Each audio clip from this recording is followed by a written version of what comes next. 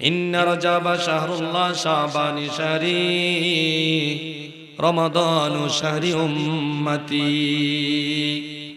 এই কথাটা আমার রাসূলের কথা, এই কথাটা দুজাহানের বাদশা নবীর কথা, এই কথাটা উম্মতের কান্ডারি নবীর কথা। ইন্না রজবা শাহরুল্লাহ শাবান শাহরি রমাদান শাহরি উম্মতি।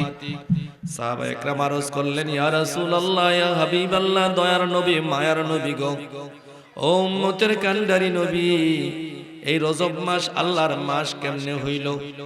শাবান মাস আপনার মাস কেমনে হইল?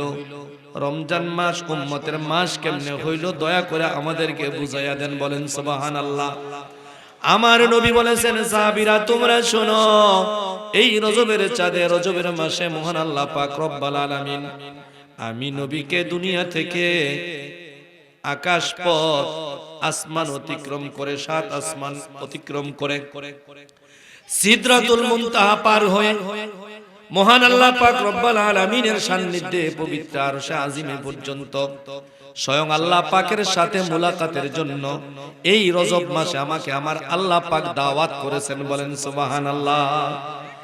অনেক কিছু আমাকে দেখাইলেন, জান্নাত দেখাইলেন, জাহান্নাম দেখাইলেন, ফেরেশতা দেখাইলেন, মালাকুল মউতের ফেরেশতা দেখাইলেন, জিবরাইল দেখাইলেন, মিকাইল দেখাইলেন, ইসরাফিল দেখাইলেন।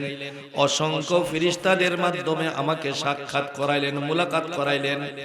এমনকি একজন নয়, দুইজন নয়, 1000 নয়, 2000 নয়, 100 না 200 নয়, 1 লক্ষ অথবা 2 লক্ষ 24,000 পয়গম্বর নবী রাসূলদেরকে একত্রিত করিয়া আমি নবীকে ইমাম সাহেব বানাইয়া বাইতুল মুকাদ্দাসে আমাকে ইমামতি করায়া সকল নবী রাসূলদেরকে আমার পিছনে মুক্তাদি বানাইছেন। বলেন সুবহানাল্লাহ। আমার নবীজিকে ইমাম বানায়া, ইমামুল মুরসালিন বানায়া, সকল ইমামদের ইমাম, সকল নবী রাসূলদের ইমাম বানায়া আল্লাহ পাক রব্বুল আলামিন এই জমিন থেকে আসমানে প্রথম আসমান, দ্বিতীয় আসমান, তৃতীয় আসমান, চতুর্থ, পঞ্চম, ষষ্ঠ, সপ্তম আসমান অতিক্রম করে সিদরাতুল মুনতাহা বর্ডার ক্রস করে স্বয়ং আল্লাহ পাকের সাথে মুলাকাত, সাক্ষাৎ দেখাইয়া আল্লাহ পাক উম্মতের জন্য 5 ওয়াক্ত নামাজ এবং মাহে রমাদান শরীফের রোজা এবং হজ, যাকাত, এই সমস্ত বিষয়গুলো উপহার হিসাবে দিয়ে দিয়েছেন। সকলে বলি সুবহানাল্লাহ। সেই জন্যই রজবের মাসকে আল্লাহ রাসূল আল্লাহর মাস বলেছেন, আল্লাহ পাকের মাস বলেছেন।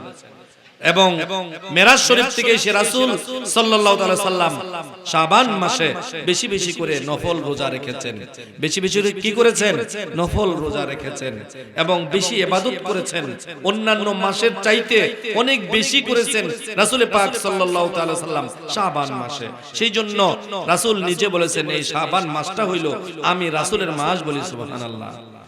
রমাদান শাহরে উম্মতি, আরে রমাদান শরীফ রমজান মাস হইল উম্মতের মাস। এই জন্য আমার উম্মত সারা বছর পাপ করবে, অন্যায় করবে, গুনাহ করবে, ভুল করবে, অনেক ত্রুটি করবে, আল্লাহ পাকের নাফরমানি করবে, কিন্তু সারা বছর ভুল করে, পাপ করে, অন্যায় করে যখন রমজান মাসে পতিত হবে, আমার উম্মত যখন আল্লাহকে ভয় করে, আমি রাসূলের বিধান মনে করে মাহে রমাদান শরীফের চাঁদ ওঠার পর থেকে দিনের বেলা খাবার আরাম করে দিয়ে রাতের বেলা খাবারকে লাজিম করে নেবে, দিনের বেলা উপবাস থাকবে, রোজা রাখবে, রাতের বেলায় সালাতুল কিয়াম পড়বে, তারাবি নামাজ পড়বে এবং সুবহে সাদেকের পূর্বে তারা খাওয়া দাওয়া শেষ করে ফেলবে এবং তারা তাহাজ্জুদের নামাজ পড়বে। 30 দিন 30 রাত তারা ইবাদত করবে, লাইলাতুল কদরের রজনী পাবে, লাইলাতুল কদরের রজনী পাইয়া তারা এক রাত্র যখন ইবাদত করবে, খায়রুম মিন আলফি শাহর, 1000 মাসের সওয়াব অর্জন করবে। অনেক অনেক বছর তারা হায়াত পাবে, হায়াতের পরে প্রতি বছর যদি 1000 মাসের বেশি ইবাদতের সওয়াব পায়। আমার উম্মত রমজান মাসে বেশি লাভবান হবে, আমার উম্মত বেশি বেশি গুনাহ থেকে মুক্তি পাবে, আমার উম্মত বেশি বেশি সওয়াব অর্জন করবে। সেই জন্য আমি রাসূল ঘোষণা দিয়েছি, রজব মাস হইছে আমার উম্মত, শাবান মাস হইছে আমার মাস, রজব মাস আল্লাহর মাস, রমজান মাস হইছে আমার উম্মতের মাস। সুতরাং এই রজব মাস চলতেছে, সামনে শাবান আসতেছে, তারপরে রমজান মাস আসতেছে। আমাদের প্রস্তুতি গ্রহণ করা দরকার, আমাদের প্রস্তুতি গ্রহণ করা দরকার, রজব মাসের আমল করা দরকার। কমপক্ষে আমরা বেশি না পারি এই মাসে যেন 3টা করে হলো রোজা রাখি। 3টা রোজা রাখার অনেক ফজিলত, বেশি পারলে ভালো, শাবান মাসে বেশি করতে পারলে ভালো। কমপক্ষে 3টা, চাঁদের 13, 14, 15, তারপরে রমজান মাস রোজা রাখার প্রস্তুতি আমাদেরকে রজব মাস থেকেই গ্রহণ করতে হবে। সেই জন্য মহান আল্লাহ পাক রব্বুল আলামিন এই রজব, শাবান এবং রমজান মাসকে একত্রিত করে অন্যান্য মাসের শ্রেষ্ঠত্ব দিয়েছেন। রজব মাসকে, শাবান মাসকে উম্মতের জন্য রমজান মাস।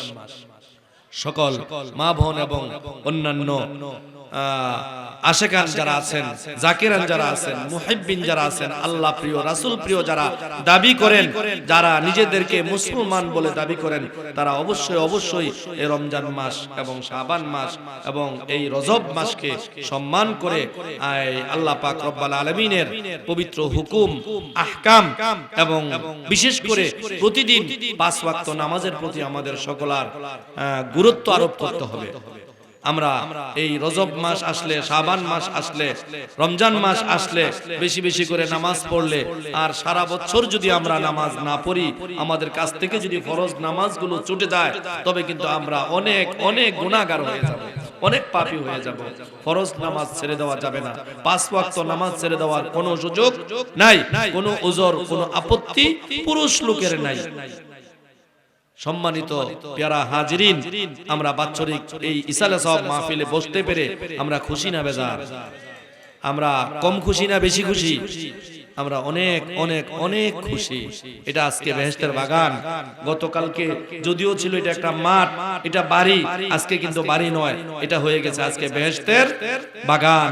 তো গ্রামের যারা আছেন এবং আশেপাশে যারা আছেন, দোকানপাটে যারা বসা আছেন, আমি সকলকে সবিনয় অনুরোধ করে বলছি, আপনারা সকলেই বেহেশতের বাগানে চলে আসুন।